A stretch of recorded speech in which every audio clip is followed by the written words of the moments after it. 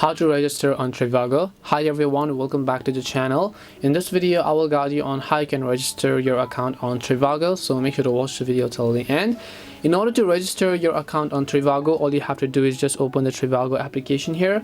Once you launch Trivago app, it will ask you to simply select the language and the currency that you want to use. I'll just select it and then just tap on the confirm button.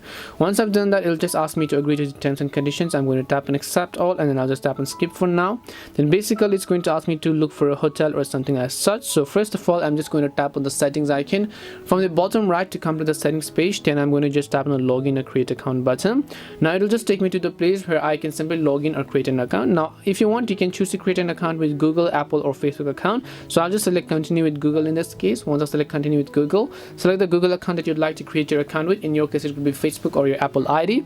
Then once you've done that, you can see my Trivago account will be successfully created and I'm successfully logged in as well. This is simply how you can actually go ahead and register on Hotel Trivago. We hope the video was really helpful, and if it did help you, then make sure to leave a like and subscribe to the channel. If you have any questions, feel free to leave them down. Thank you very much for watching and see you in the next video.